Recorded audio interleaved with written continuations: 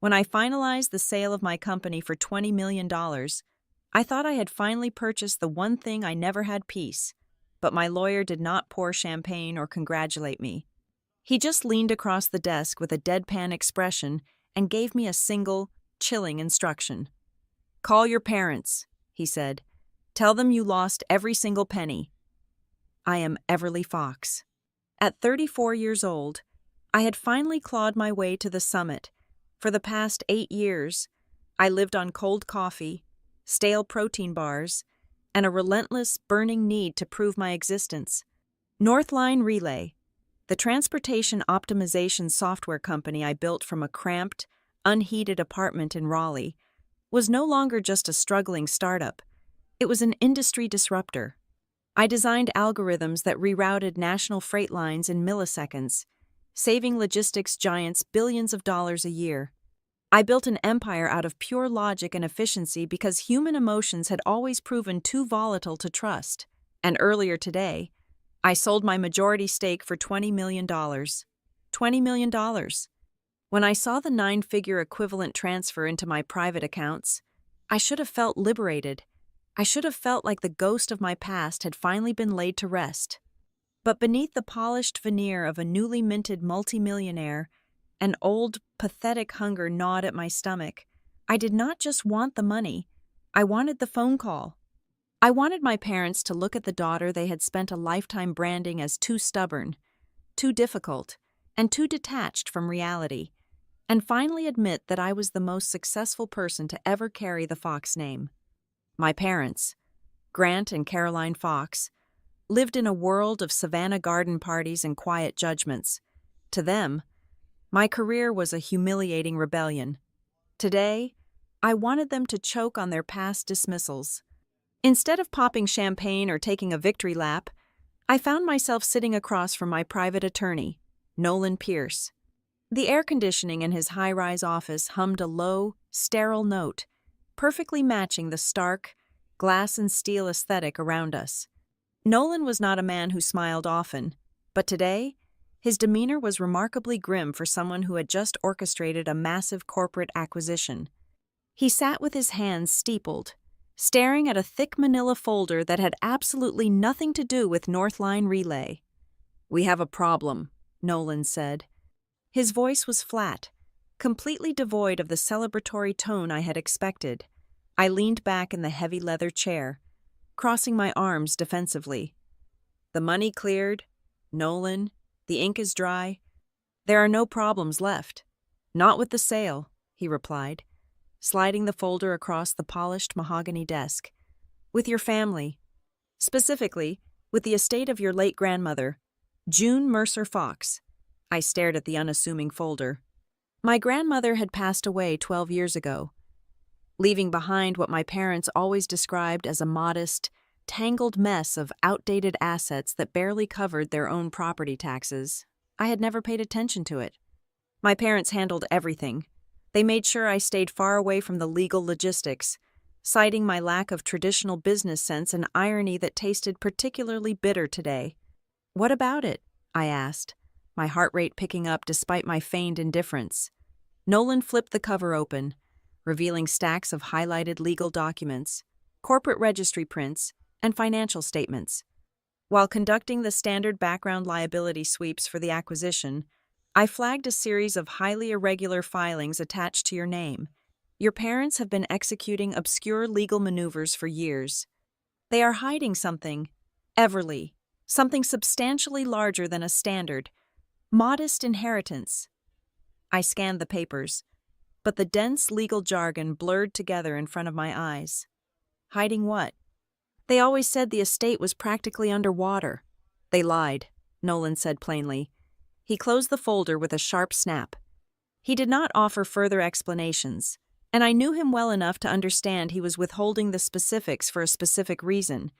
Nolan was a master strategist. He never revealed his entire hand until he knew exactly how the opposition would play theirs. "I need you to do exactly one thing tonight," Nolan continued, leaning forward. His eyes were cold and intensely calculating. "You are going to call your parents. You are going to tell them that you lost the $20 million. I blinked. certain the exhaustion of the week was making me hallucinate. "Excuse me. You will tell them that due to a sophisticated international wire fraud scheme, the post-sale accounts were drained. You are completely wiped out, penniless. Then, you will stop talking and silently observe who reacts first, and exactly how they react." A nervous, breathless laugh escaped my throat. The request was absurd. It was theatrical and completely unhinged. "Nolan, I'm not going to call my mother and play some twisted psychological game just because you found a weird tax filing." "It is not a game," Nolan said, his voice dropping an octave, striking the air with absolute certainty. "And I am not testing my luck. I am springing a trap. If I am right about what is in these files, your sudden financial ruin will force their hand. They will panic, and people who panic make mistakes." I stared at him. The sheer conviction in his posture made my skin crawl. He was not guessing. He knew something horrifying, and he needed me to see it for myself before he laid out the evidence. The silence in the office stretched, thick and suffocating, finally, with hands that felt unnaturally heavy. I pulled my phone from my bag. I walked over to the floor-to-ceiling window, looking down at the Raleigh traffic flowing like rivers of light below. I needed to act. I needed to embody the catastrophic failure they always predicted I would become. I dialed my mother's number. The phone rang 3 times. With every ring, I focused on my breathing, forcing my chest to heave, letting the stress and isolation of the past 8 years flood into my throat to mimic a genuine nervous breakdown. "Everly," Caroline Fox answered. Her voice was crisp, clipped, carrying that familiar undertone of perpetual impatience she always reserved exclusively for me. "Mom," I gasped. I let my voice crack, producing a controlled, trembling whisper that sounded terrifyingly real even to my own ears. "Mom, it is gone." "What is gone? Speak clearly, Everly." You know I despise mumbling. "The money," I sobbed, gripping the cold glass of the window so hard my knuckles turned white. "The sale money, the 20 million. I clicked a verification link from the escrow agency, but it was a spoofed portal. It was an international routing scam. The accounts are completely drained. The bank says the funds were moved offshore in minutes. Mom, I have nothing. I am completely ruined." I stopped talking. I held my breath, waiting for the maternal instinct to kick in. I waited for the gasp of horror, the immediate panic for my well-being, the reassurance that I could come home, that we would hire the best investigators, that my life was not over. I waited for my mother to be a mother. The silence on the line was absolute. It stretched for 5 seconds, 10 seconds. I could hear the faint clinking of ice in a glass in the background. My mother was drinking her evening bourbon. She was completely, entirely calm. When Caroline finally spoke, her tone was entirely stripped of emotion. There was no shock. There was no pity. There was only a chilling, clinical urgency. "Is there any chance of recovering the money, or is it completely gone?" The words hit me like a physical blow to the chest. The temperature in the room seemed to plummet below freezing. She did not ask if I was safe. She did not ask if I was holding up. Her only concern was the definitive, legal status of my bankruptcy. "It is gone, Mom," I whispered, and this time, the hollow devastation in my voice was entirely genuine. "The cyber division said the chance of recovery is 0%. I lost it all." "I see," Caroline said briskly, shifting into a terrifyingly administrative gear. "Stay where you are. Do not speak to the press. We will contact you shortly." She hung up. The line went dead. I lowered the phone, staring at the black screen. A cold sweat broke out across the back of my neck. My entire life, I had believed their emotional distance was just a personality trait, a strict Southern stoicism, but that reaction was not stoic. It was calculated panic. It was the reaction of someone whose own hidden agenda had just been violently disrupted by my sudden, spectacular failure. Nolan watched me from his desk, his expression unchanged. He did not offer any empty platitudes or fake sympathy. He knew exactly what had just transpired. I stood up, feeling incredibly unsteady on my feet, as if the solid ground I had spent a decade building had simply vanished beneath me. The $20 million in my bank account could not protect me from the realization that I was entirely alone in the world. I left Nolan's office without saying another word. The drive back to my empty penthouse was a blur of neon streetlights and blinding headlights. I felt hollowed out, gutted by a betrayal I could not yet fully name. I walked into my dark apartment, not bothering to turn on the lights. I sat on the edge of my bed, staring out at the city skyline, the glittering towers representing a world I had conquered, but a victory I had no one to share with. My phone buzzed on the nightstand, a sharp, jarring vibration that cut through the dead silence of the room. I reached over and picked it up. It was a single text message from Nolan. There was no legal advice. There was no comforting reassurance. There was only one terrifying sentence glowing in the harsh white light of the screen. Do not sleep. Tomorrow morning you will see their true faces. I stared at Nolan's text for exactly 9 minutes. The digital clock on my nightstand flipped to 11:45 in the evening, casting a harsh red glare against the dark mahogany furniture of my bedroom. I had not moved an inch. My breathing was shallow, trapped somewhere high in my chest.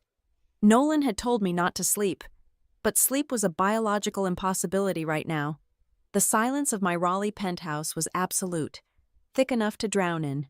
Then, at precisely 11:54, the silence shattered. My phone did not just ring, it erupted. It was a violent, synchronized assault of digital notifications that made the device vibrate against my palm like a dying insect. The screen flared a blinding white, illuminating the dark room. I braced myself, expecting the delayed maternal panic from my mother, perhaps a frantic backpedaling, a sudden realization that her daughter had just lost everything. Instead, the lock screen displayed a rapid succession of names that made the blood freeze in my veins. Grant Fox, Mason Fox, Aunt Helena, Uncle Robert. Helena and Robert had not sent me a single message in 6 years. Not when Northline Relay hit its first million in revenue, not when I made the cover of a major tech magazine, not even on my 30th birthday. But tonight, within 10 minutes of my staged financial ruin, they were suddenly in my inbox. I ignored their notifications, my thumb hovering over the message from my father. Grant Fox was a man of few words, and every single one he ever spoke was designed to control the temperature of the room. He did not call. A phone call meant dealing with an unpredictable human variable, and my father despised variables. I tapped his name. The text was 3 sentences long. There was no greeting. There was no question about my mental state. Do not talk to anyone outside the family about this. Come back to Savannah tomorrow morning immediately. There are papers to sign. I read the words again, and then a third time. There are papers to sign. I pressed my free hand against my forehead, trying to manually force my brain to process the logic. If my mother had told him I was completely wiped out, the victim of a devastating international routing scam, what conceivable paperwork would require my immediate physical presence in Georgia? I was bankrupt in their eyes. You do not ask a bankrupt woman to sign documents unless her signature holds a value completely independent of her bank account. Before I could dissect my father's bizarre command, another message shoved its way to the top of the screen. It was from my younger brother, Mason. Mason was the golden child of the Fox family. While I was the stubborn daughter who moved away to write supply chain code, Mason stayed in Savannah, wearing tailored linen suits and playing the role of a boutique hotel developer. He was reckless, charming, and historically terrible at managing money, yet my parents treated his every failure as a temporary stroke of bad luck. His message arrived in a frantic, unbroken block of text. Do not make a scene with the press or the buyers. Keep your mouth shut. Everly. This has to be handled internally before it affects the other assets. Get on the first flight down here. I stopped breathing. My eyes locked onto 3 specific words in the middle of his panicked rambling. The other assets. I stood up abruptly, the phone slipping from my grasp and hitting the hardwood floor with a sharp crack. I did not bother picking it up immediately. I walked to the floor-to-ceiling window and pressed my palms against the cold glass. The other assets. For 34 years, the only family asset I had ever been made aware of was the crumbling, terminally mortgaged farmhouse my grandmother left behind. My parents complained about it endlessly at every Thanksgiving dinner I bothered to attend. They spoke of it like a burden, a useless pile of rotting wood and depreciating dirt that they were graciously managing out of pure familial duty. I had no connection to any other property. I held no shares in Mason's hotels. I was completely financially independent from the Fox name. So what assets could my bankruptcy possibly affect? The suffocating weight of Nolan's warning finally crushed the breath out of me. They are hiding something. Everly. I picked my phone up from the floor. The screen was uncracked. A small mercy. I did not reply to Grant. I did not reply to Mason. I sat in the dark, watching the hours tick by.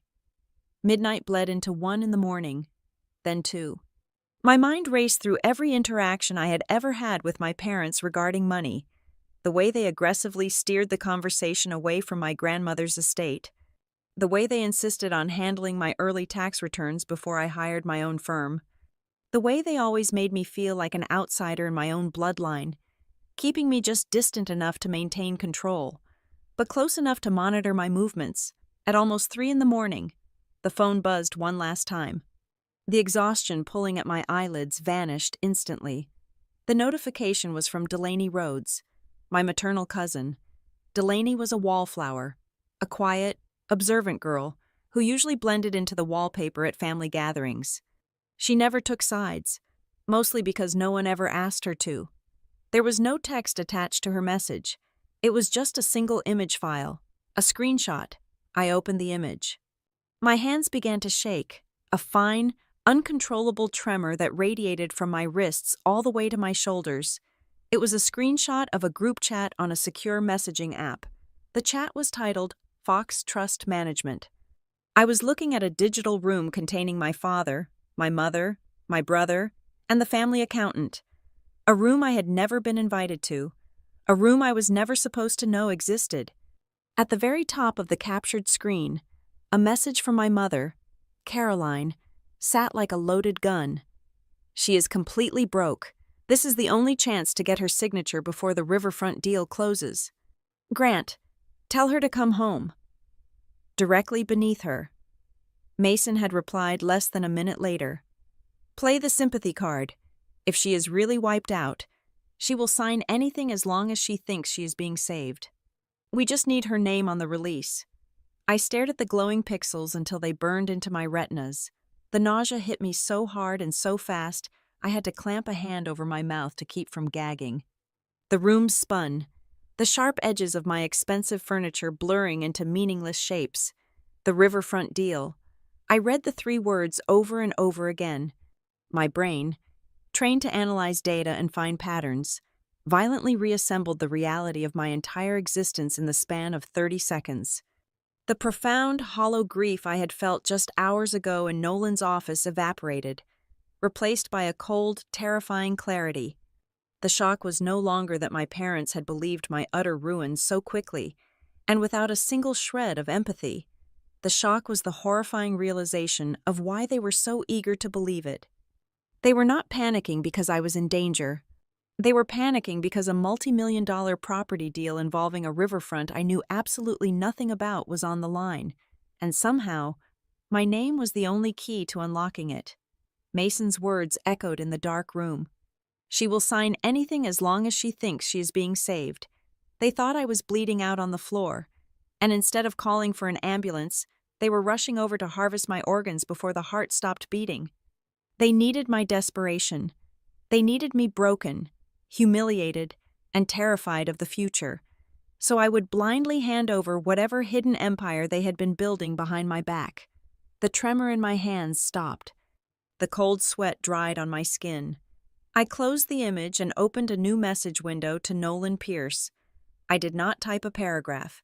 I did not ask for an explanation. I typed exactly 4 words. I am going home. I locked the screen and tossed the phone onto the bed. I walked into my massive, custom-built closet and pulled down a sleek leather overnight bag. I began packing precisely, methodically. A tailored charcoal blazer, a crisp white silk blouse, the kind of clothes you wear when you are about to dismantle a corporation or a family. Nolan had been right. It was not a game, and he was not testing my luck. He had handed me a scalpel and forced me to cut open the rotting underbelly of the Fox legacy. They wanted me to come back to Savannah a broken, penniless failure, ready to beg for scraps from the family table. They wanted the girl they had spent decades trying to shrink into submission. I zipped the leather bag shut, the sound unnaturally loud in the silent apartment. I was not the naive girl who left Georgia 8 years ago. I was the architect of Northline Relay. I knew how to map a system, identify the structural vulnerabilities, and execute a total systemic override. My parents had spent my entire life treating me like a liability. In just a few hours, they were going to find out what happens when the liability decides to audit the ledger. The sun had barely breached the Raleigh skyline when I pushed open the heavy glass doors of the legal firm. It was 6:15 in the morning, but the air inside was already charged with the sterile, hyper-focused energy of a war room. The exhaustion of the past 24 hours sat heavy in my bones. Yet my mind was vibrating with a dangerous, razor-sharp clarity. I bypassed the empty reception desk and walked straight into the private office. Nolan was already waiting. He stood by a massive mahogany conference table, his suit jacket discarded over a chair, sleeves rolled up to the elbows. The surface of the table was no longer empty. It was entirely covered with architectural blueprints, county tax records, and thick binders filled with dense legal filings. "Sit down," he instructed, his voice lacking any conventional morning pleasantries. He pushed a steaming mug of black coffee across the polished wood. I took a seat, my eyes scanning the chaotic spread of documents. "Tell me what you found. Tell me exactly what my family has been doing while I was building my company." Nolan leaned forward, resting his hands flat on the table. "For decades, your parents have maintained a very specific narrative about your grandmother's estate. They painted it as a financial burden, a crumbling farmhouse and a few acres of useless, sinking mud. You believed them because there was no reason not to. They complained about the property taxes at every holiday dinner," I replied, my voice tightening. "They said keeping the estate afloat was a family sacrifice." "It was a masterclass in misdirection," Nolan corrected sharply. He tapped a thick, leather-bound folder resting in the center of the table. "Your grandmother, June, did not just leave behind a farmhouse.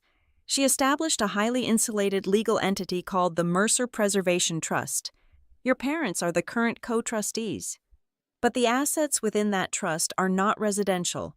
They are commercial, and they are massive." He slid a large, rolled-out map across the table. It was a topographical survey of Savannah. Nolan picked up a red marker and circled a vast, sprawling section of land running directly alongside the water. "The trust holds title to a complex of old cold storage warehouses, a massive tract of undeveloped riverfront land, and most importantly, exclusive access rights to a dormant commercial railway spur," Nolan explained, his eyes locking onto mine.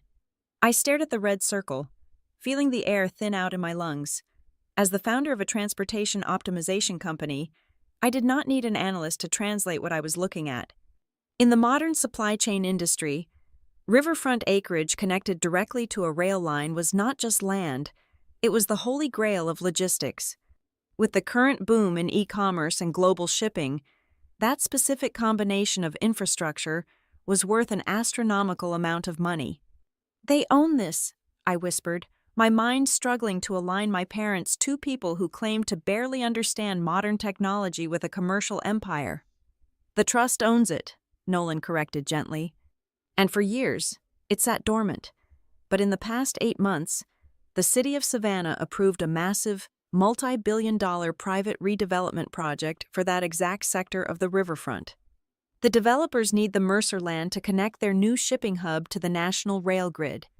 Without that specific plot, the entire logistics network of their project bottlenecks."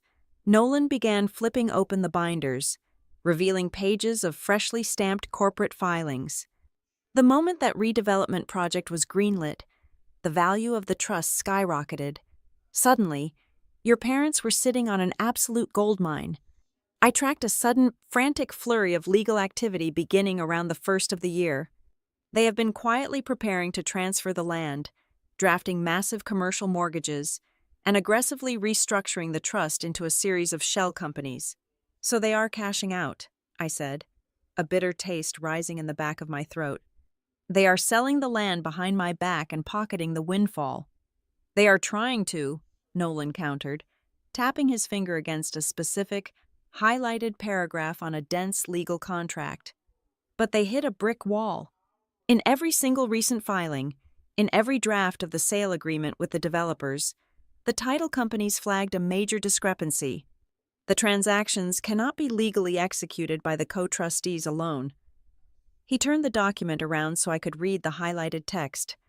Your grandmother was a very paranoid, very intelligent woman, Nolan continued softly. She structured the Mercer Preservation Trust with a safeguard, a fail-safe designed to prevent the exact kind of asset liquidation your parents are currently attempting. The final closing documents require the explicit, notarized signature of a specifically designated special beneficiary. I looked up from the paper, my heart hammering violently against my ribs. Me. You, Nolan confirmed. You are the special beneficiary. Your parents cannot sell the riverfront. They cannot leverage the rail rights. They cannot touch a single dime of that new development money unless you sign a comprehensive waiver relinquishing your foundational rights to the trust. The physical sensation of nausea washed over me so intensely, I had to grip the edges of the table to anchor myself. The room seemed to tilt. Every single memory I had of my childhood, of my agonizingly strained relationship with my mother and father, was violently tearing itself apart and rearranging into a terrifying new picture. They never told me, I breathed, the realization ripping through me like a physical blade. They spent my entire life telling me I was useless with money. They mocked my interest in logistics. They pushed me away every time I tried to ask about the family finances. Because ignorance was their greatest weapon, Nolan said, his voice dropping to a low, steady hum. If you knew what you owned, you would ask questions. If you understood the value of the land, you would demand an audit. Their entire dynamic with you, the belittling, the emotional distance, the constant criticism was not just bad parenting.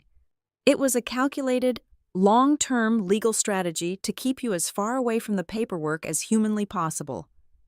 I squeezed my eyes shut. The betrayal was so absolute, so structurally perfect, that it felt like I was drowning in ice water. They did not just fail to love me. They weaponized my desire for their approval. They kept me starved for affection, so that when the time finally came, I would be weak enough to surrender whatever they demanded. And now, Nolan said, breaking through the ringing in my ears, you have just handed them the perfect opportunity. They think you lost $20 million. They think you are broken, humiliated, and desperate for a lifeline. They are going to ambush you the second you walk through the door of that farmhouse. They will frame the waiver as a necessary evil to protect you from liability, or offer you a tiny fraction of the payout as a fake rescue package. He reached into his jacket pocket and pulled out a small, sleek black object, no larger than a standard thumb drive. He slid it across the table toward me. "What is that?" I asked, my voice barely a whisper. "A high-fidelity digital audio recorder." Nolan replied, "Georgia operates under a one-party consent law for recording conversations. As long as you are actively participating in the dialogue, you do not need their permission to record every single word they say in that house." I picked up the device. It felt unnaturally heavy for its size. "You have all these documents. You have the paper trail. Why do I need to wear a wire? Why not just show me everything right now and let me walk in there with an injunction?" Nolan shook his head, his expression hardening into something completely ruthless. Because paper trails can be disputed in court. Shell companies can be blamed on bad financial advisors. If I show you the entire depth of their fraud right now, you will walk into that house with the cold, calculated anger of a CEO. I do not want the CEO. I need the daughter. I stared at him, understanding slowly dawning on me. They need to believe the illusion, Nolan explained. They need to see the devastated, heartbroken woman they think they created. Your shock, your confusion, your grief. It has to be completely authentic. If they sense even a fraction of a percent of suspicion from you, they will shut down, destroy the drafts, and change their strategy. I need them arrogant. I need them to explain the trap out loud while the recorder is running. Once they commit their extortion to tape, I will have enough leverage to not only stop the sale, but to dismantle their entire control over the trust. I looked down at the recorder in my palm. The idea of walking into my childhood home, knowing they were looking at me not as a child to be comforted, but as a target to be liquidated, felt like preparing to walk into a burning building. I stood up, slipping the recorder into the inner pocket of my blazer. I gathered my purse, the leather strap feeling like a lead weight on my shoulder. I am leaving for Savannah now, I said, my voice finally losing its tremor, replaced by a cold, hollow calm. Nolan walked around the table, stopping just a few feet away from me. The clinical, strategic distance he usually maintained dropped for a fraction of a second. He looked at me with a profound, sobering intensity. "Everly," Nolan said, his voice piercing through the quiet of the office. "When you walk into that house, remember exactly why you are there. Do not look for an apology. Do not look for a misunderstanding. If they are more eager to get your signature than they are heartbroken over your suffering, you have to accept the reality." He paused, letting the silence stretch between us until the words hit with the force of an executioner's block. "You were never a daughter in their eyes. You are an obstacle." The gravel driveway crunched under the tires of my rental car, a harsh, grating sound that shattered the heavy Savannah humidity. I parked in front of the farmhouse. For my entire life, this two-story structure with its peeling white paint and sagging wraparound porch was the physical embodiment of my parents' supposed financial martyrdom. Today, it looked exactly like what it was. A stage set.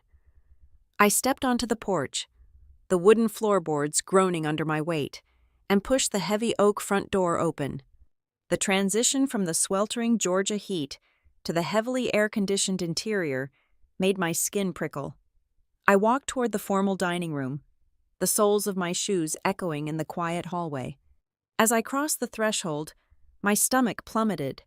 Nolan had warned me, but seeing the trap perfectly laid out in my childhood home was a visceral blow. This was not a family gathering to mourn a devastating loss. It was a corporate tribunal dressed up as an intervention. The antique mahogany dining table was cleared of its usual decorative centerpiece. In its place sat precise stacks of legal documents, 2 expensive fountain pens, a crystal pitcher of ice water, and 4 heavily starched linen napkins. My father, Grant, sat at the head of the table wearing a pressed navy suit. My mother, Caroline, stood near the window, her posture rigid. Sitting awkwardly to Grant's right was a man I recognized immediately as the longtime family accountant. A nervous, balding man who clutched his briefcase like a shield. My mother crossed the room the second I appeared. She did not offer a word of comfort. She wrapped her arms around my shoulders in a stiff, bloodless embrace that felt more like a physical restraint than a hug. Her expensive floral perfume burned my nostrils. She leaned in close, her voice a sharp, hissing whisper meant only for me. "Pull yourself together, Everly. You have to cooperate right now if you want to salvage whatever dignity you have left after this spectacular mess." She pulled away before I could even process the cruelty of the greeting. She gestured toward an empty chair directly opposite my father. I sat down. The digital recorder hidden in the inner pocket of my blazer pressed coldly against my ribs, a solid, grounding reminder of why I was really here. "Everly," my father began, his voice adopting a low, practiced tone of mournful authority. "Your mother and I were entirely devastated by your phone call last night. To lose $20 million overnight to a careless cyber scam is a catastrophic failure of judgment." I kept my hands folded tightly in my lap, forcing my shoulders to slump. playing the part of the shattered, defeated daughter. I lost everything. Dad, I do not know what to do. We know, Grant said smoothly, sliding the thickest stack of paper across the polished wood toward me. And that is exactly why we had to assemble so quickly today. Your financial ruin is a tragedy, but we cannot allow your compromised state of mind to infect the rest of the family's modest holdings. You are clearly in no condition to manage assets. I looked down at the top page. It was a voluntary relinquishment of trust oversight. Because you are completely wiped out, Grant explained, tapping the page with his index finger. We need you to sign this immediately. It temporarily suspends your beneficiary rights and legally confirms that you lack the financial competence to participate in any decisions regarding the family estate. It is a protective measure. Everly. For your own good. I shifted my gaze to the far corner of the room. My younger brother, Mason, was slouched in a wingback chair. He wore a perfectly tailored linen shirt, holding a glass of iced tea. He had positioned his cell phone against a stack of coasters on the side table. The screen was dark, but the angle was perfectly aimed at my face. He was not just watching me, he was recording me. He was waiting for me to break down, to sob, to throw a hysterical fit so he could capture irrefutable digital proof that I was mentally unstable. I swallowed hard, forcing a tremor into my hands as I reached for the document. I slowly turned the pages, acting as though my vision was blurred by tears. But my eyes were sharp. I scanned the dense paragraphs, instantly spotting the poison pill Nolan had prepared me for. It was buried on the 7th page under a misleading header. If I signed this document, I would not just be suspending my rights, I would be authorizing a blanket indemnification. The clause explicitly stated that I absolved the current trustees of any and all liability regarding their management, transactions, and restructuring of the trust over the past 12 years. It was a complete legal pardon for every single dollar they had stolen, and a free pass to finalize the sale of the riverfront. Dad, I whispered, letting my voice crack perfectly. This is so much paperwork. I cannot even think straight.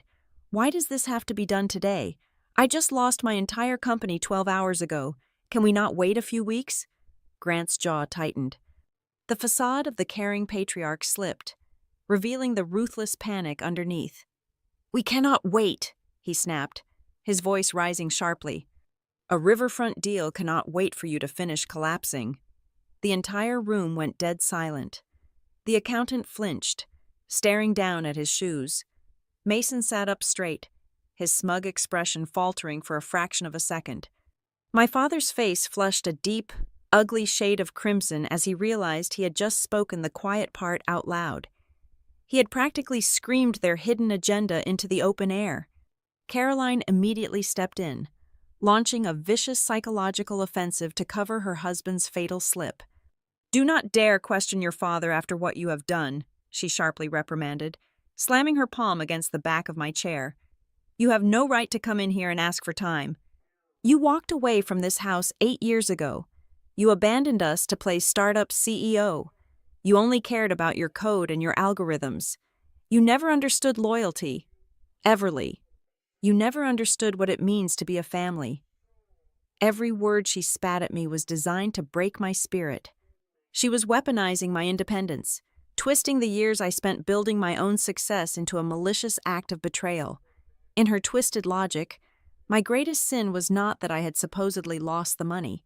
My greatest sin was that I had ever succeeded without needing them in the first place. They wanted me destitute, because a destitute daughter was a compliant daughter. I just wanted you to be proud of me, I choked out, a genuine ache swelling in my throat. Though not for the reasons they believed. I was mourning the parents I never actually had. Mason let out a short, hollow laugh from his corner. He picked up his iced tea, taking a slow sip before looking at me with absolute, unfiltered disdain. Oh, spare us the victim routine, Mason sneered, his eyes locking onto mine with an icy entitlement. He gestured lazily toward the fountain pen resting on the documents. Just pick up the pen and sign it. Everly. At least for the first time in your entire life, you will actually do something useful for this family. The sheer humiliation of the moment hung in the air, thick and suffocating, a perfectly orchestrated execution of my dignity. They were all staring at me, waiting for me to surrender, waiting for the broken girl to finally submit to the slaughter. I looked at the pen, then I looked at the thick stack of papers. The digital recorder pressed against my side, capturing every single breath, every insult, every damning confession. I reached out and wrapped my trembling fingers around the cold metal barrel of the pen. The cold metal of the fountain pen warmed against my trembling fingers. I hovered the nib just a fraction of an inch above the signature line. My father leaned forward, his eyes hungry, tracking the movement of my hand like a hawk watching a dying rabbit. Then, the heavy oak front door of the farmhouse did not just open. It was thrown wide open, the brass hinges screaming in protest against the sudden violence. Heavy, measured footsteps echoed down the hallway. The suffocating tension in the dining room snapped instantly. My father jerked upright, his chair scraping loudly against the hardwood floor. My mother spun around, a sharp reprimand already forming on her lips for whoever dared interrupt her private execution. Nolan Pierce stepped into the threshold of the dining room. He wore a tailored charcoal suit and carried a sleek black leather briefcase. He did not look angry. He did not look out of breath. He radiated a terrifying, glacial calm that instantly dropped the temperature in the room by 10 degrees. He walked directly to the mahogany table, completely ignoring the bewildered gasps of my parents. "Who the hell are you?" Grant demanded, his face flushing a deep, dangerous crimson. "This is a private residence. Get out before I call the local authorities. I would advise against involving law enforcement." "Grant," Nolan said, his voice smooth and lethargic, yet cutting through the room like a surgical blade. "Given the contents of my briefcase, the police are the last people you want walking into this house today." Caroline turned pale. The meticulously crafted mask of the concerned mother shattered completely. She recognized the sharp, undeniable scent of corporate litigation. Her internal, quiet family matter had just been spectacularly breached. In the corner, Mason scrambled. The arrogant smirk vanished from his face as he lunged forward and slapped his cell phone face down on the side table, desperate to stop the recording he had started. But it was far too late.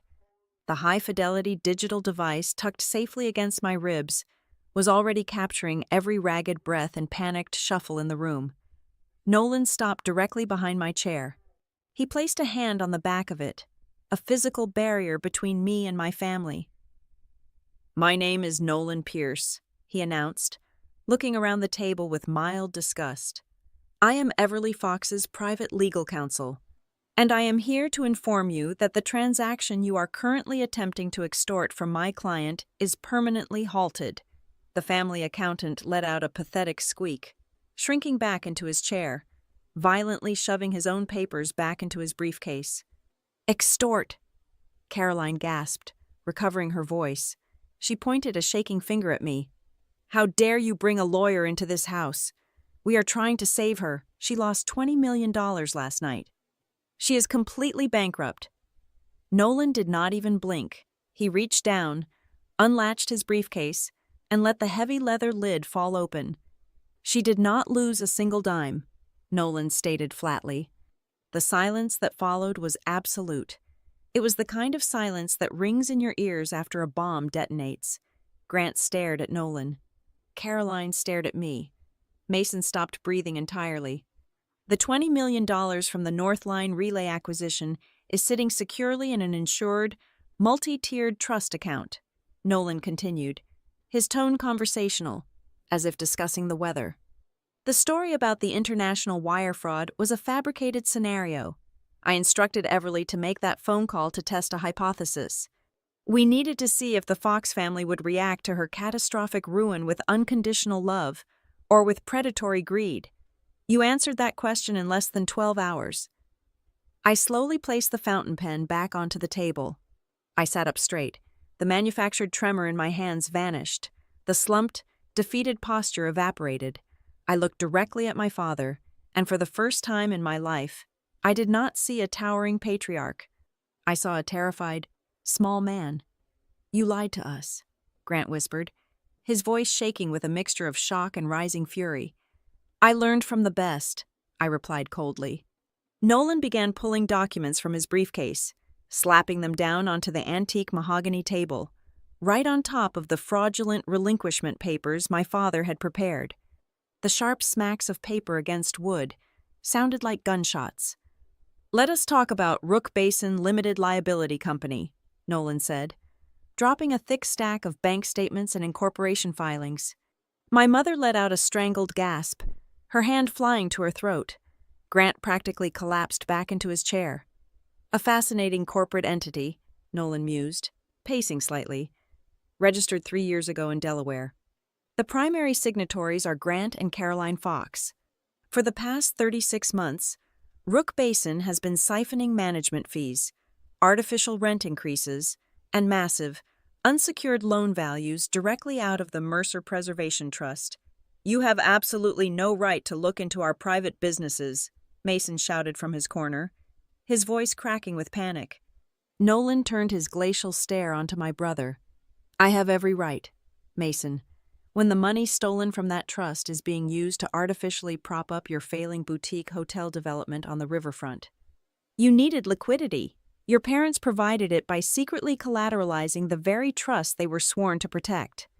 They mortgaged Everly's inheritance to fund your incompetence. The accountant was now sweating profusely. Looking desperately at the front door, Nolan dropped another file onto the table.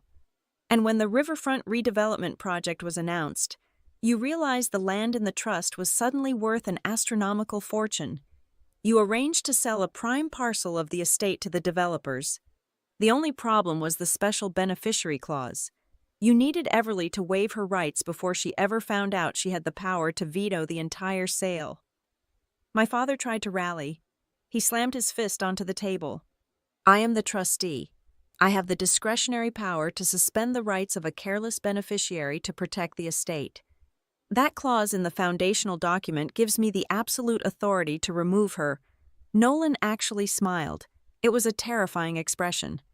You really should have hired better lawyers, Grant, Nolan said, sliding a highlighted copy of my grandmother's original foundational trust document across the table. That clause does not allow you to suspend a beneficiary for personal carelessness. It is a fiduciary safeguard.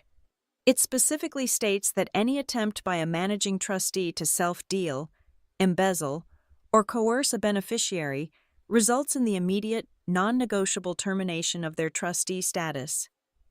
The color completely drained from my father's face. He looked at the highlighted text as if it were written in a foreign language. The weapon they had tried to use against me had just been turned around and pressed directly against their own throats. Nolan pulled 2 final documents from his briefcase. They were clean, simple, and utterly devastating. He placed one in front of Grant and one in front of Caroline. These are voluntary letters of resignation, Nolan instructed. You will resign as the co-trustees of the Mercer Preservation Trust, effective immediately. You will surrender all administrative control to Everly. If you sign these documents right now, we will freeze the assets and handle the transition quietly. And if we refuse, Caroline hissed, her eyes filled with venomous hatred. If you refuse to sign, Nolan replied, leaning over the table, his voice dropping to a lethal whisper, I will walk out of this house and immediately file an injunction with the state court. I will request a comprehensive forensic audit of every single transaction moving between the trust, Rook Basin, and Mason's Hotel over the past 12 years. I will hand the evidence of your wire fraud, embezzlement, and fiduciary breach directly to the federal prosecutors. You will not just lose the riverfront deal, you will go to federal prison. The dining room felt like a vacuum. The power dynamic had shifted so violently and so rapidly that the air itself felt heavy. The trap they had spent months building had just slammed shut on their own legs. I watched them suffocate under the weight of their own arrogance. The mighty Fox family, reduced to common criminals sitting at a dining room table. Caroline looked at Grant, pure terror in her eyes. Mason was completely silent, his face pale and slick with sweat. I waited for my father to reach for the pen. I waited for the final surrender. Instead, Grant slowly lifted his head. The panic that had gripped him just moments ago began to recede, replaced by a dark, chilling defiance. He did not look at the resignation papers. He did not look at me. He looked directly at Nolan, his eyes narrowing into cold slits. He was cornered, bleeding, and facing total destruction, but he looked like a man who was still hiding a loaded weapon under the table.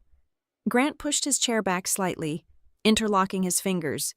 He spoke with a terrifying, icy calm that made the hair on my arms stand up. "You have a very impressive briefcase, Mr. Pierce," Grant sneered, his voice echoing in the dead silence of the room. "But you are still missing the original files. You are operating on assumptions and secondary copies. You still do not have the one thing necessary to take us down." Grant pushed the resignation papers back across the antique mahogany table. His movements were deliberately slow, an arrogant attempt to reclaim the suffocating authority he had wielded over me since childhood. He interlocked his fingers, resting them over the damning evidence Nolan had just presented. "You have an impressive collection of photocopies and circumstantial deductions, Mr. Pierce," Grant sneered, his tone dripping with practiced condescension. "But you do not have the original supplemental will. You do not have the physical codicil my mother drafted before she died. Without that specific, notarized piece of paper, your entire legal theory is nothing but a fairy tale built on administrative errors. I will not sign a damn thing, and no judge in the state of Georgia will grant an injunction based on a lawyer playing a guessing game." Seeing her husband hold the defensive line, my mother immediately changed her strategy. The vicious, attacking matriarch vanished in the blink of an eye. She collapsed back into her chair, pressing a heavily starched linen napkin to her face. She began to weep. It was a terrifyingly perfect performance, her shoulders shaking with exactly the right amount of maternal heartbreak. "How can you do this to us?" Caroline sobbed, looking at me through her tears, as if I were a monster who had just broken into her home. Every single decision we ever made, every late night, every stressful financial maneuver, was to preserve this estate for the next generation. We sacrificed our own peace of mind to keep the Fox legacy intact. And you repay our sacrifice by dragging a corporate attack dog into our dining room. You treat us like common criminals. You bring a lawyer into your own childhood home as if you are calling the police to arrest your own flesh and blood. You are incredibly ungrateful. Everly, you always were. The sheer audacity of her guilt trip was staggering. She was standing in the middle of a trap she had set to steal my inheritance. Yet she was desperately trying to cast me as the villain for refusing to step into it. I did not even have the chance to process her emotional whiplash before a new, much dirtier threat emerged from the corner of the room. Mason had stopped pretending to be a concerned brother. He was slouched in his wingback chair, his thumbs flying furiously across the screen of his smartphone.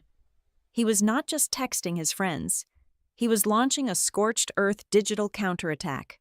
Within 20 minutes, my own phone, resting quietly in my pocket, vibrated with an urgent alert. I pulled it out to find a highly sensitive email from the lead integration officer at the firm that had just acquired Northline Relay.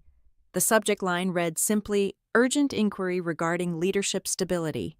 I opened the message, my blood running cold. Mason had reached out to his network of local Savannah investors, venture capital brokers, and business associates.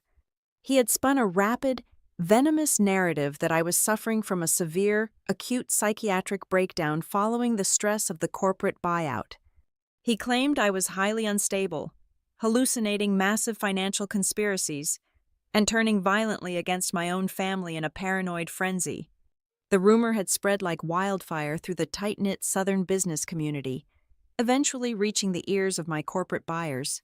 They were writing to ask, in extremely polite but panicked corporate terminology, if there were undisclosed reputational risks or mental health liabilities they needed to address before the final merger transition was completed. Mason was trying to destroy my professional reputation to discredit any legal claims I might make against them. I showed the email to Nolan. He barely glanced at the glowing screen before turning his glacial stare back to my brother. "Let him type," Nolan said quietly. though his voice carried effortlessly across the room. A smear campaign is always the desperate last resort of a drowning man. Nolan turned his attention back to his open briefcase. He pulled out a slender, pale blue folder that he had deliberately held back during the initial confrontation. He dropped it onto the table with a soft thud. "Since we are on the topic of sacrifices made for the next generation, Caroline," Nolan said, his voice entirely devoid of pity, "let us examine the June Mercer Memorial Scholarship." My mother stopped crying instantly. The linen napkin dropped to her lap.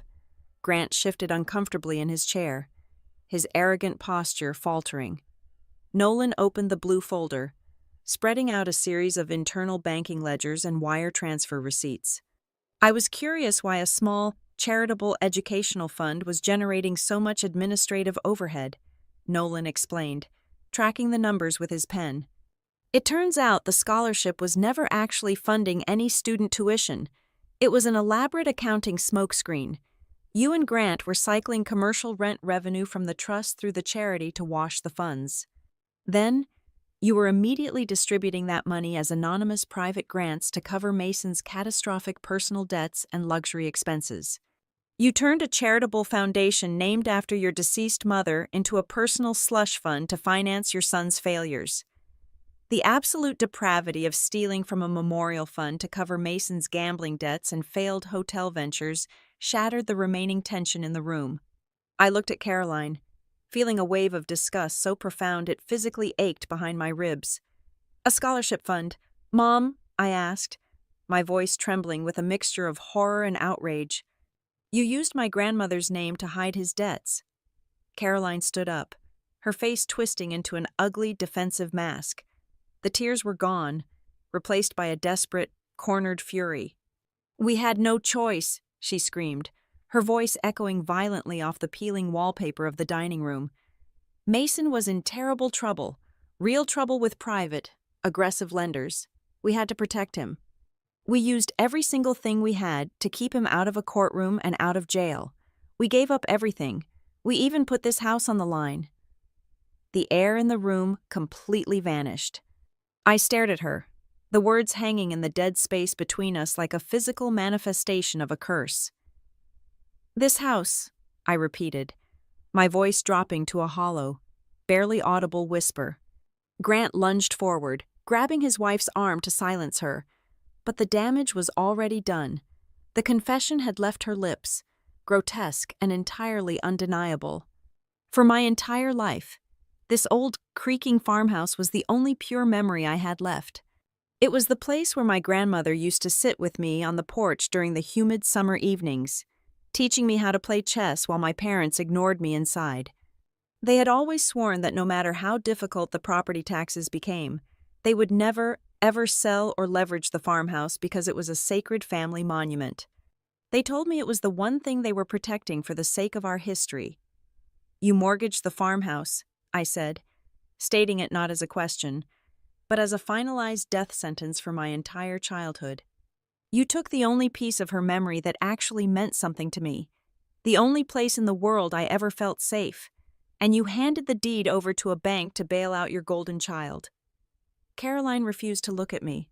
She stared stubbornly at the far wall, her silence confirming every horrible, heartbreaking truth.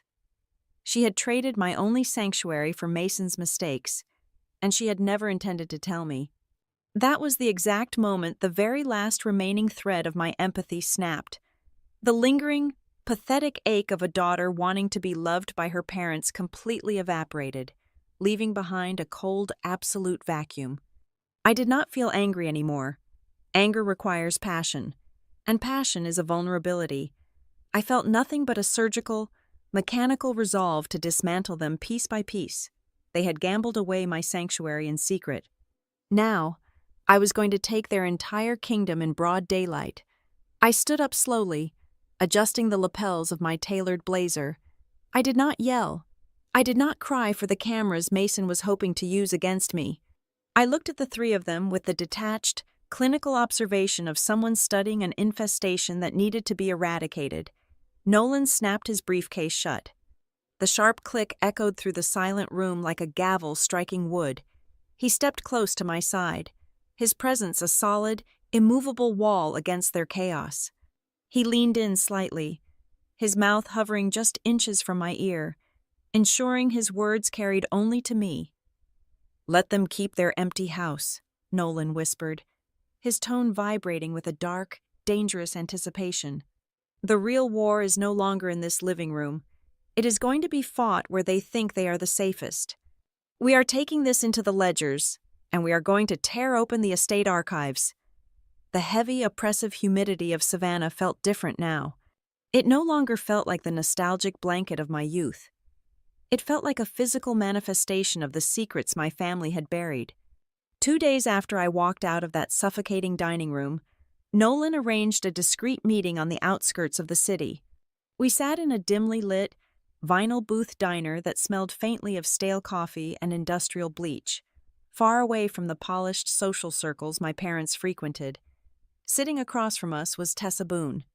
She was a sharp, nervously energetic woman in her late 40s, who had served as the primary bookkeeper for the trust until her abrupt, unexplained resignation exactly 2 years ago. She kept glancing at the diner entrance, her hands wrapped tightly around a ceramic mug.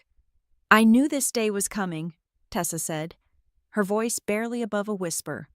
She reached into her oversized tote bag and slid a thick, unmarked manila envelope across the sticky table. "I told Grant and Caroline that the numbers were becoming impossible to hide. When they asked me to backdate a series of depreciation logs to cover a massive cash withdrawal, I packed my desk. I refused to go to federal prison for Mason's lifestyle." I opened the envelope. Inside were dozens of physical copies of old reconciliation spreadsheets, bank routing slips, and internal ledger prints. With Nolan guiding me through the accounting architecture, the mechanics of the theft became painfully clear. The riverfront warehouses held by the trust had been generating steady, substantial commercial rent for decades. But that revenue never stayed in the trust's holding accounts.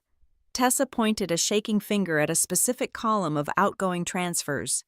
Every single month, 40% of the gross rental income was diverted into a shell management account. From there, it was pumped directly into Rook Basin Limited Liability Company. And from Rook Basin, it went straight to Mason. The ledgers detailed a horrifying timeline of financial parasitism.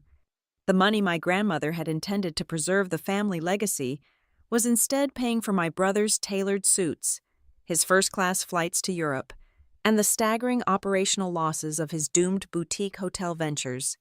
It was a systematic, bloodless draining of my inheritance, signed and authorized by the very people who were supposed to protect it, but the financial theft was only the outer layer of the betrayal. The true psychological horror arrived later that evening. Sitting in the sterile silence of my hotel suite, my phone chimed with a secure encrypted file sent by my cousin, Delaney Rhodes. She had managed to access an old, archived family server and downloaded a cache of internal emails my parents had exchanged over the past 6 years. I scrolled through the messages, my chest tightening with every cruel, calculated sentence. They discussed me not as a daughter, but as a hostile variable that needed to be contained. The most devastating blow came from an email my mother wrote to my father 4 years ago, right when my company was securing its first major round of venture capital. Grant had expressed worry that my growing wealth might make me independent enough to hire my own financial advisors and discover the trust. Caroline's response was permanently burned into my mind. She wrote, "Do not worry about her gaining independence. She is desperate for our approval. Keep her isolated. Keep criticizing her choices, and she will always come back seeking validation. She is the easiest to control if she is hit with the fear of losing the family." I dropped the phone onto the bed. The air in the room felt impossibly thin. Every single time my mother had dismissed my achievements, every time she made me feel like an outsider in my own home. It was not because she was a demanding parent. It was a tactical, emotional starvation designed to keep me compliant. They manufactured a constant threat of abandonment, so I would remain too paralyzed to ever look behind the curtain. The final, shattering piece of the puzzle fell into place the following morning. Nolan walked into my suite carrying a worn, leather-bound archival box he had successfully subpoenaed from the original law firm that drafted my grandmother's estate. He did not say a word. He simply extracted a fragile, yellowed piece of stationery and handed it to me. It was a handwritten letter from my grandmother, June, addressed to her private accountant, dated 14 years ago. I read the delicate cursive handwriting, and the solid ground beneath me entirely gave way. In the letter, my grandmother explicitly instructed her accountant to set aside a dedicated seed fund of $75,000, locked in a secure escrow account. The instructions were crystal clear. The money was to be released to me the moment I decided to launch my own independent business venture. She knew I had a mind for logistics, and she wanted to ensure I had the capital to escape Savannah. 8 years ago, when I was desperately trying to launch Northline Relay from a freezing apartment, I went to my parents and begged for a loan. They made a massive, agonizing theatrical production out of it. They claimed they had to liquidate their own personal savings. They made me sign a promissory note. They handed me a check for $75,000, telling me it was the ultimate sacrifice of their parental love. For 8 years, I carried the crushing weight of that debt. I paid them back with interest. I let them hold that loan over my head at every family gathering, silently swallowing their arrogant reminders that my entire empire was built on their generosity. It was my money. They had taken the gift my grandmother secretly left for me, laundered it through their own accounts, and handed it to me as a high-interest loan. They used my own inheritance to buy my lifelong, groveling gratitude. I stood by the window of the hotel, looking out at the sprawling canopy of the Savannah oak trees. The pain of the realization was so absolute that it bypassed grief entirely and crystallized into something cold, hard, and terrifyingly calm. I began to effortlessly piece the fragmented memories of my life together into a perfect, hideous mosaic. I finally understood why my parents always waved their hands dismissively and said there was nothing to worry about whenever I asked about the estate taxes. I understood how Mason could afford to drive a $100,000 imported sports car while remaining perpetually unemployed. I understood why the hushed, urgent whispers in the living room would instantly cease the second I walked through the door. My entire life had been a meticulously curated stage play, and I was the only one who did not know I was wearing a costume. I turned away from the window and looked at Nolan. He was watching me with that same clinical, assessing gaze, waiting to see if the emotional weight would crush me or forge me. "I do not just want to stop the riverfront sale anymore, Nolan," I said, my voice completely stripped of any lingering hesitation or familial warmth. "Winning a quiet legal injunction is not enough. They built this entire kingdom in the dark. I want to drag every single ledger, every email, and every lie out into the blinding light. I want their words to lose all power in this city." Nolan nodded slowly, a predatory satisfaction gleaming in his eyes. He reached for his briefcase and pulled out his phone. "Then we escalate," Nolan said smoothly. "I have already laid the groundwork. We are not going back to the farmhouse. We are taking the war to the corporate theater." He explained the next phase of the offensive. He was calling an emergency, mandatory meeting with the official advisory board of the trust, the independent compliance auditors, and most importantly, the lead representatives of the private development firm purchasing the riverfront land. We were going to assemble the very people my parents desperately needed to impress. Grant and Caroline Fox had spent decades operating under the protective shield of parental authority, treating me like a naive, disobedient child. But tomorrow morning, in a glass-walled boardroom high above the city, they would no longer be allowed to speak to me as parents. They would be forced to answer as fiduciary managers publicly accused of gross misappropriation of assets, and I was going to be the one asking the questions. The conference room on the 40th floor of the downtown legal high-rise smelled of ozone and expensive roasted coffee. At precisely 10 o'clock in the morning, the heavy glass doors swung shut, sealing us inside a soundproof corporate battleground. Nolan had orchestrated the seating arrangement with the precision of a military general. I sat at the center of the long, polished marble table. To my right sat the independent compliance auditors and two lead acquisition directors from the private riverfront development firm, wearing tailored suits and expressions of mild irritation. To my left sat Harriet Vale, the original estate lawyer who had drafted my grandmother's will decades ago. She was a frail but incredibly sharp woman in her late 70s, her hands resting quietly over a worn leather briefcase. When my parents and my brother walked into the room, they did not look like cornered criminals. They looked like royalty who had been summoned to traffic court. Grant took the seat directly across from me, casually unbuttoning his suit jacket. He carried an air of impenetrable arrogance, operating under the delusion that this was merely a minor administrative hurdle. In his mind, all he had to do was delay the proceedings, stall the injunction, and keep the developers engaged until the riverfront money washed away his decade of financial crimes. Caroline sat beside him, refusing to make eye contact with me, her chin tilted upward in defiance. Mason took the seat nearest the door. I did not glare at them. I did not offer a greeting. I sat perfectly still, my hands resting lightly beside a formidable stack of documentation, the reconciliation logs, the wire transfer receipts, and resting right on top, the sleek digital audio recorder. The sheer lack of emotion on my face was the first thing that cracked their armor. Mason saw the recorder. His arrogant posture instantly collapsed, his eyes darting frantically toward the exit. He was the weakest link, a man who had never faced a consequence in his entire life. Suddenly realizing the exits were locked. "Let us make this brief," Grant announced, leaning forward and addressing the development directors, completely ignoring Nolan and me. "My daughter has recently undergone a severe professional trauma. This meeting is the unfortunate result of a highly emotional misunderstanding regarding family assets. I assure you, the trust remains fully operational, and our timeline for the riverfront transfer is completely unaffected." "That is a fascinating guarantee, Grant," Nolan interrupted smoothly, rising from his chair. "Especially since you do not actually possess the legal authority to transfer a single blade of grass on that riverfront." Grant's jaw tightened. "I am the managing trustee." Nolan ignored him, turning his attention entirely to the two developers. This was the brilliant cruelty of Nolan's strategy. He was not here to argue with my father. He was here to poison the well. Nolan slid a series of stapled dossiers across the marble table toward the developers.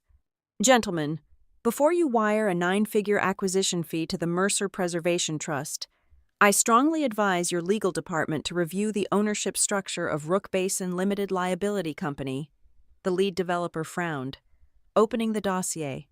"What you are looking at is a systematic, unauthorized collateralization of the very land you are attempting to buy," Nolan explained, his voice echoing cleanly in the quiet room. "The current trustees have secretly leveraged the riverfront property to fund private, high-risk commercial debts. Furthermore, the foundational trust document strictly requires the notarized consent of the special beneficiary to execute any sale. You are currently negotiating with individuals who have no clean title, no legal clearance, and a massive, undisclosed lien history." The color drained from the developers' faces. In the corporate world, dirty titles and hidden liens were radioactive. The lead developer closed the folder, his expression hardening into a mask of pure professional hostility. He looked at Grant not as a respected business partner, but as a severe liability. "Is this accurate, Grant?" the developer asked, his voice sharp and unforgiving. "Are we sitting here negotiating for an encumbered asset?" "It is an internal restructuring issue," Grant barked, his calm facade shattering into defensive panic. "It will be resolved internally. We are handling the beneficiary signature this week." Mason could not take the pressure. The room was closing in on him, and the instinct for self-preservation overrode whatever family loyalty he possessed. He pushed his chair back, holding his hands up defensively. "I have nothing to do with the management of those accounts," Mason stammered, his voice pitching high with cowardice. "I am just a passive recipient. I do not make the administrative decisions. My parents handle the transfers. I am completely separate from the sale negotiations." I finally spoke. My voice was low, steady, and utterly devoid of pity. "Are you really separate, Mason?" I asked. I reached into my folder and pulled out a single sheet of paper. It was a printed copy of the encrypted email Delaney had recovered. I slid it across the marble surface until it stopped right in front of him. "Nolan," I said, keeping my eyes locked onto my brother's terrified face. "Could you please read the highlighted text for the room?" Nolan picked up his own copy. An email sent from Mason Fox to Grant and Caroline Fox, dated 3 days ago. Quote, "You have to lock down her signature before Friday. If she does not sign the relinquishment by the end of the week, the development investors will inevitably see the special inheritance clause during the final audit, and the entire deal will collapse." End quote. A suffocating silence descended upon the boardroom. Mason stared at the paper as if it had suddenly caught fire. He opened his mouth to speak, but no words came out. He had just been publicly exposed as the primary catalyst of the extortion attempt. He had thrown his parents under the bus, and in return, Nolan had backed over him with a freight train. Caroline closed her eyes, a look of profound, nauseating defeat washing over her features. Grant was breathing heavily, his hands balled into tight fists on the table. "This is a witch hunt," Grant hissed, though his voice lacked its usual booming authority. "You are twisting family correspondence out of context. I am still the trustee, and I still control the archives." "Actually," a thin, gravelly voice interrupted. Everyone turned toward the end of the table. Harriet Vale adjusted her wire-rimmed glasses. She had been sitting so quietly that her sudden intervention felt jarring. She opened her battered leather briefcase and pulled out a heavily embossed legal ledger. "You control the active administrative archives, Grant," Harriet corrected, her tone carrying the absolute, uncompromising weight of the law. "You do not control the sealed addendums." Grant froze. The anger in his eyes was instantly replaced by a flash of genuine, unadulterated terror. "Before June Mercer passed away," Harriet continued, addressing the room at large, "she entrusted my firm with a physical, sealed codicil regarding the Mercer Preservation Trust. Her instructions were remarkably specific. The codicil was to remain locked in a private bank vault, entirely inaccessible to the managing trustees." "And what are the conditions for opening it?" Nolan asked, playing his part perfectly. "The seal may only be broken," Harriet recited from memory, "upon the presentation of credible evidence that the managing trustees have engaged in self-dealing or have attempted to coerce, intimidate, or disenfranchise the designated special beneficiary." She looked directly at me, then at the audio recorder resting on the table. "Given the documentation presented here today, and the existence of an audio recording detailing an attempt to force a signature under false pretenses, I believe the legal threshold to break the seal has been definitively met." Grant did not just object. He panicked. He slammed both hands onto the table, half rising from his chair. "That document is invalid," Grant shouted, his voice cracking with desperation. "That codicil was drafted decades ago. It was legally voided before she died. It has no standing in a modern court." The boardroom went dead silent. The two developers stared at Grant in complete disbelief. Nolan just smiled, a cold, victorious expression. Grant realized his fatal error a second too late. He had spoken too fast. If the codicil was truly a forgotten, meaningless piece of paper, he would have had no reason to react with such violent urgency. By screaming that it was invalid before anyone even knew what was inside it, he had just publicly confessed that he knew exactly what the envelope contained, and that he feared it more than anything else in the world. The lead developer stood up, buttoning his suit jacket with a sharp, definitive motion. "We are done here," the developer announced, his tone colder than ice. "This entire transaction is frozen. We will not be moving forward with any acquisitions, negotiations, or disbursements until this trust has undergone a full forensic federal audit and title clearance. Do not contact our offices again. Grant." The two developers walked out of the room, the heavy glass doors swinging shut behind them, effectively locking away my parents' golden parachute. The millions of dollars they had schemed and stolen to secure had just vanished into thin air. Grant sank back into his chair, a hollow, defeated shell of the man who had walked in 30 minutes prior. Caroline was openly crying now, the reality of their public humiliation finally setting in. Mason sat paralyzed, staring blankly at the marble table. The public execution was over. But as I looked at my father's shaking hands, I knew the war was not entirely finished. They had lost the riverfront deal, but the true source of their power, the deepest secrets they had buried to maintain their empire, were still locked away in the dark. The meeting adjourned in a heavy, suffocating silence. I packed my documents slowly, feeling no joy, only a grim, mechanical satisfaction. The final battle was not going to be fought under the fluorescent lights of a corporate high-rise. It was going to happen tomorrow morning, in the underground vault where my family still believed they could control the past. The boardroom had emptied, leaving only the stale scent of defeated ambitions and cold roasted coffee. Harriet Vale packed her leather briefcase with slow, deliberate movements. She turned to Nolan and me, her voice dropping to a conspiratorial whisper that felt louder than a shout. The original physical codicil is locked inside a high-security archival vault at the Savannah Sovereign Depository, Harriet confirmed, adjusting her wire-rimmed glasses. The protocol of the institution is absolute. Breaking a sealed testamentary document requires the physical presence of the designated estate executor, the current trustees, and the special beneficiary. We convene tomorrow morning at exactly 9 o'clock. I expected my parents to spend the remainder of the afternoon barricading themselves behind their high-priced defense attorneys. I expected a vicious legal countermaneuver. Instead, they attempted a far more insidious tactic. At precisely 4 o'clock in the afternoon, my phone rang. The caller identification displayed Grant Fox. I answered, putting the device on speakerphone so Nolan could hear. My father's voice was completely stripped of the booming, arrogant patriarch persona he had wielded like a weapon for 3 decades. He sounded remarkably, terrifyingly gentle. It was the voice he used when trying to close a difficult business deal, wrapped in a sickening layer of manufactured paternal warmth.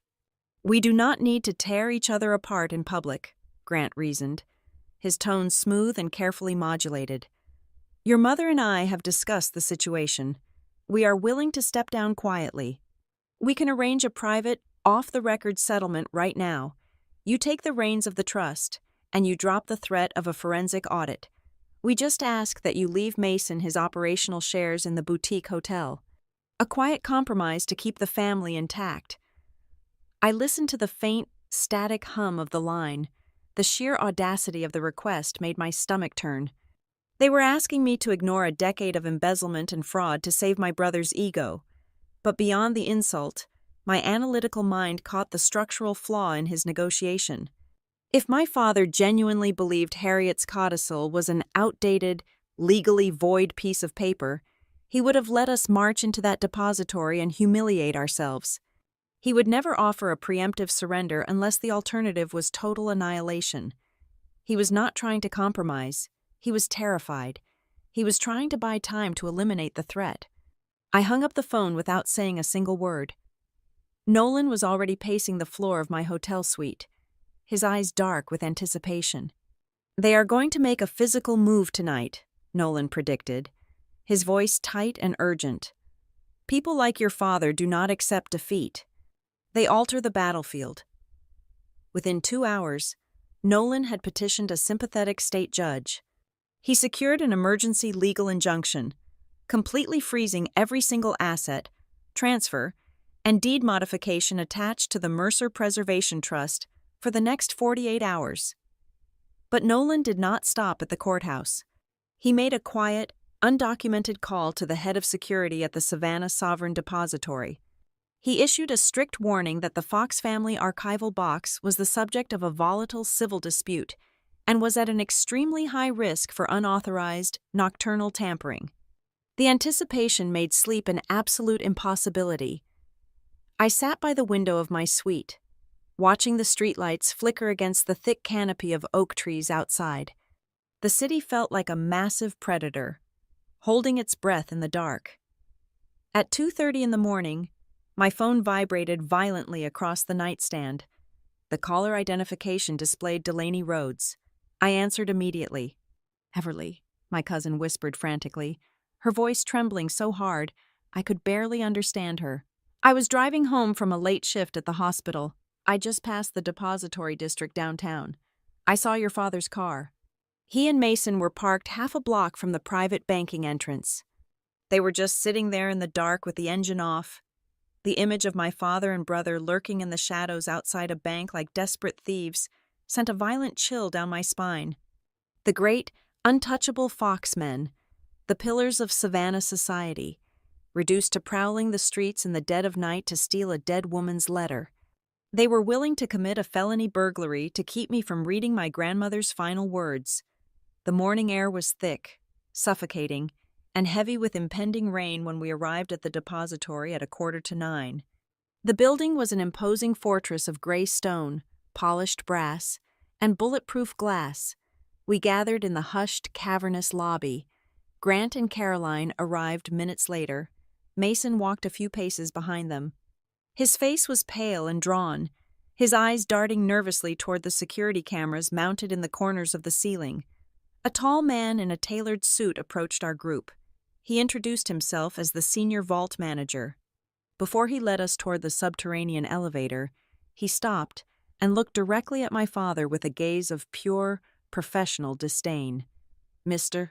Fox," the manager said smoothly, his voice carrying perfectly across the quiet marble lobby. "I feel legally obligated to inform you that our automated security system flagged a denied biometric access request to your family's specific vault sector at roughly 3:15 this morning. As per the emergency judicial directive filed by Mr.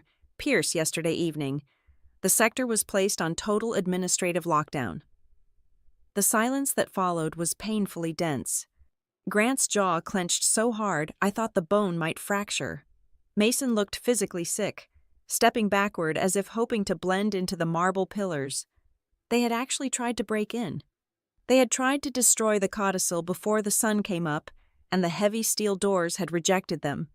We descended into the basement in absolute, suffocating silence. The vault hallway was a long, sterile corridor lined with heavy steel doors and illuminated by harsh fluorescent lights. Caroline had maintained her facade of the pained, misunderstood mother throughout the elevator ride, constantly dabbing at dry eyes with a tissue. But when we finally stopped in front of the Mercer Estate vault, the performance abruptly ended. Stamped directly across the seam of the heavy metal door was a bright red tamper-proof legal seal applied by the state court. Caroline stared at the red tape. Her breathing hitched, transforming into a rapid, shallow panic. The carefully applied makeup could not hide the sudden, absolute terror that drained the color from her face. She reached out, her fingers trembling violently, hovering just inches from the seal, but terrified to actually touch it. For the first time in 34 years, my mother was looking at a door she could not manipulate, bribe, or emotionally blackmail her way through. The realization that she had completely lost control hit her so hard, her knees visibly buckled. The vault manager stepped forward, inserting a long, complex brass key into the primary lock. Harriet Vale stepped up beside him with the secondary executor key.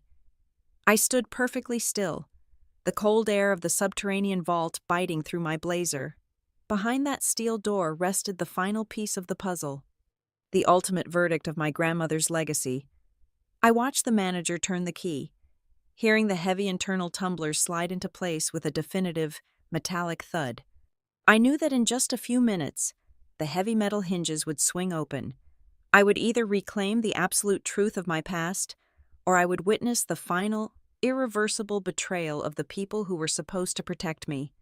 The heavy steel hinges groaned in the sterile silence of the subterranean room. The vault manager stepped back, pulling a large, heavy metal lockbox from the designated shelf for the Fox estate. As he set it down on the stainless steel inspection table under the harsh fluorescent lights, the breath caught in my throat. The box was not pristine. Deep, jagged metallic scratches violently marred the area surrounding the primary locking mechanism. Someone had taken a desperate, aggressive tool to the metal, trying to force it open.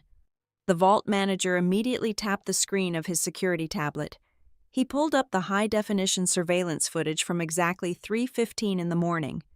The digital video played in crystal-clear resolution, showing Grant and Mason Fox standing right outside the secondary security gate. They were sweating, panicked, and aggressively trying to pry open the access panel before the biometric scanner permanently locked them out. Despite the irrefutable video evidence playing right in front of him, my father maintained a rigid, delusional posture.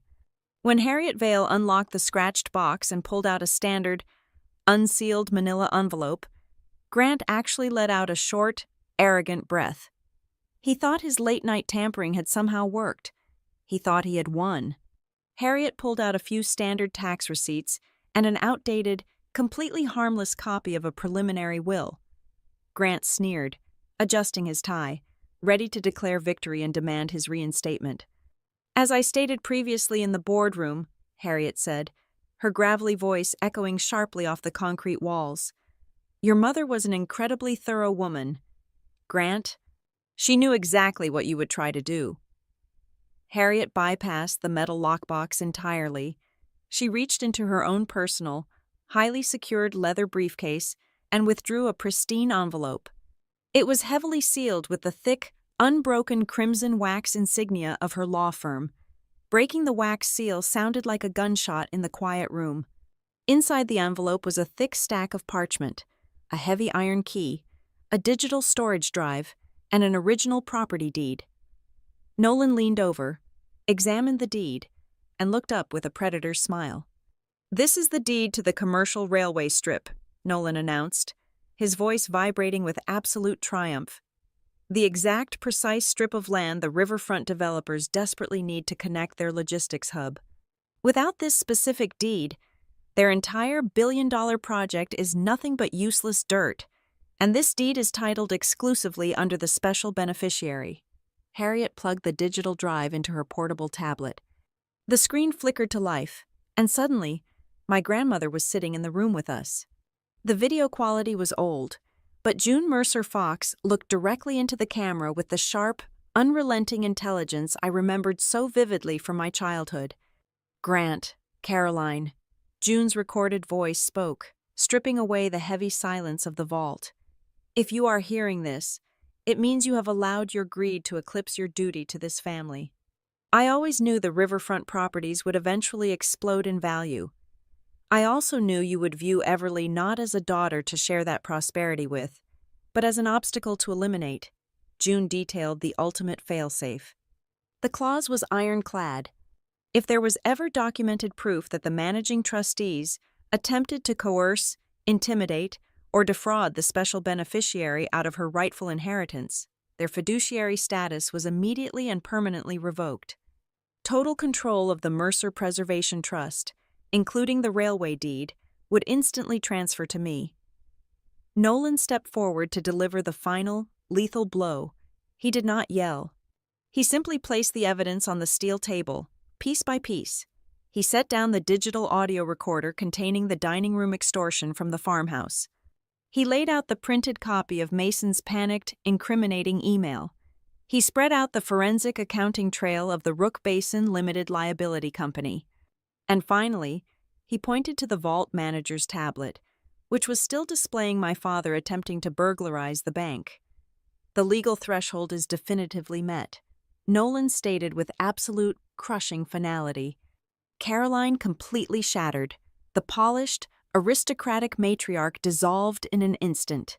She fell to her knees on the cold concrete floor, her manicured hands grasping desperately at the hem of my skirt. Tears ruined her perfect makeup, her chest heaving with terrified sobs.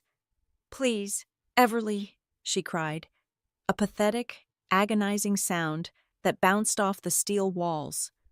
"Do not do this. Do not destroy our family. We can fix this. You need us. Please." I looked down at the woman who had spent 34 years making me feel completely inadequate, unlovable, and indebted. I felt absolutely no warmth, but I also felt no rage. The emotional hold she had over me was entirely gone. I am not destroying the family, Mom, I said, my voice completely steady and cold. This family ended a long, long time ago. Today is simply the day the paperwork finally caught up to the reality. The execution was swift and absolute. Right there in the vault, Grant and Caroline were officially stripped of all trustee powers, pending a massive federal forensic audit. Mason's discretionary funding was instantly terminated. Without the stolen trust money to prop up his failing venture, his boutique hotel project collapsed before noon. His private investors pulling out the second the news of the frozen assets hit the wire. Every single past transaction they had authorized was locked down for severe legal review. While Harriet finalized the transfer documents, I opened the handwritten letter my grandmother had left specifically for me.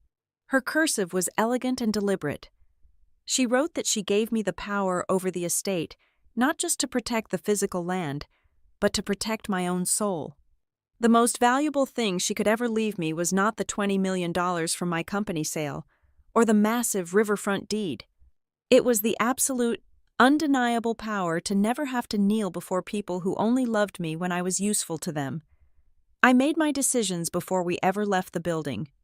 I would keep the June Mercer Occupational Scholarship, entirely stripping away the fraudulent shell company and turning it into a legitimate, transparent foundation for young female entrepreneurs in Savannah.